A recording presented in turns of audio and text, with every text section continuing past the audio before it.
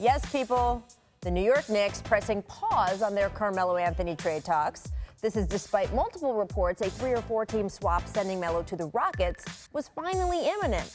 But apparently, the Knicks can't quite get exactly what the deal that they want that would give them the perfect package of youth and contract flexibility. So instead of proceeding and finally just ending our long national nightmare, Ramona Shelburne and Woj are reporting the Knicks now want to wait until new GM Scott Perry settles into the front office, and then they want to let Perry and Jeff Hornacek meet with Melo about a plan to possibly reincorporate him into the franchise. Now, if I'm Melo, I've got 6 words for these people. 6? You have got to be kidding me. Well, actually, I would probably have sprinkled in at least one curse word in there, too, so it would be more like 7, but you get my point. For the past 6 months, this franchise worked as hard as possible to make life as uncomfortable as possible for Melo.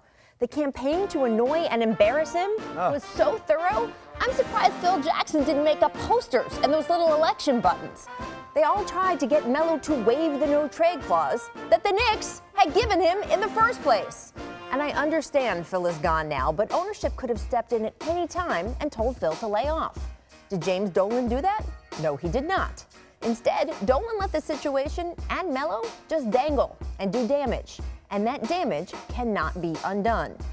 That is why this deal with Houston offered Melo so much hope. He could go on to play with one of his best friends, Chris Paul. He could be on a winning team with an MVP candidate in James Harden. And in Daryl Morey, Melo would have had a GM who, I don't know, doesn't spend his days subtweeting his own players. Imagine that.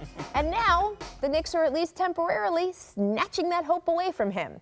Because apparently Phil's trash talk over the past 6 months did in fact dampen Melo's trade value to the point they don't feel they can get full pennies on the dollar for him. Okay, look, Melo doesn't have the control here. If the Knicks want to push pause, they can push pause. And if for some reason he changes his own mind and wants to stay in New York, that's fine. But he should only do that because he decides it is best for him and his family. He owes the Knicks absolutely nothing at this point. He doesn't owe them being a good soldier, falling back into team activities. He doesn't even owe them this meeting that they want to have. He does not have to take what's best for the team into consideration.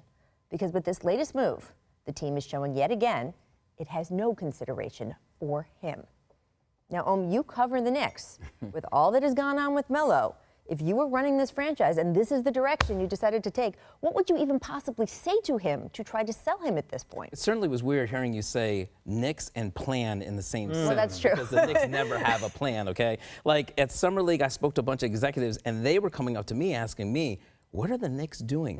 What is going on there? And these are people that know the Knicks very well, know how New York is run, and they're just like, who's making the decisions there? Who signed Tim Hardaway to this contract? That was like the buzz of Summer League. All these executives are saying, what is going on in New York? And these are people that know that the Knicks always make head-scratching moves. I would say with Melo, and this may actually be one smart thing the Knicks are doing, actually, for once, is that if they're not going to get what they want back, which they need some sort of assets, they cannot take a big contract back like Ryan Anderson. They're actually doing a smart thing. And there are worse things the Knicks could do than have Melo come back, build his trade value back up, and then try to trade him at the trading deadline for maybe some more assets.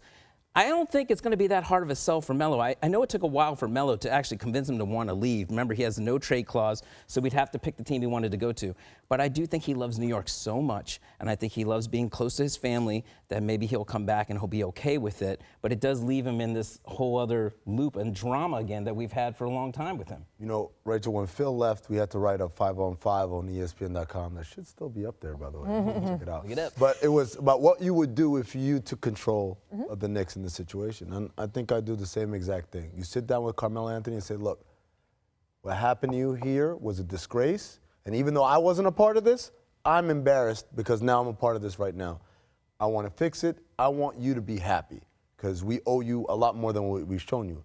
Having said that, what they did in fact dampen your trade value.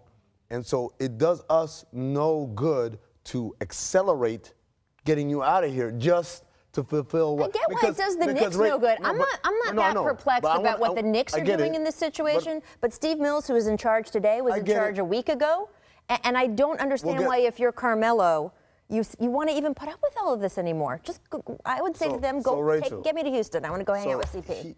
The things that we said about, Carmelo, you're right, and we'll get to Scott Perry in a second Right. about how to fix all that, right? But at the same time, you got to approach this thing right. And Carmelo Anthony, you said in your monologue, he doesn't owe them any favors, he doesn't owe them to be a part of team activities. But here's the one thing you can say about Carmelo Anthony throughout all of this: the most professional person in this whole yes. thing. Like 1,000%. Not because he owes anyone that, but because that's who Carmelo Anthony is. And that's where Knicks fans have it wrong. Knicks fans are on Twitter are constantly telling me, like, we don't want this cancer back in the locker room. Are you Carmelo kidding is me? not a cancer. He's not the cancer. His teammates love him. Kristaps Porzingis, the future of the Yes. franchise, that's his vet. He Skipped loves his him. exit meeting in support of Sure. Carmelo Anthony. So Carmelo coming back, while of course it's not what he'd want right now, at the same time, I don't have any worries that Carmelo's gonna be like, man, I deserve better than this. He's a pro, and he's gonna do the I professional know, thing. but the right in a way, I wonder if being such a pro all the time, if this is not the point to sit there and say, you know what, just get me out of here. I want to go hang out with Chris Paul.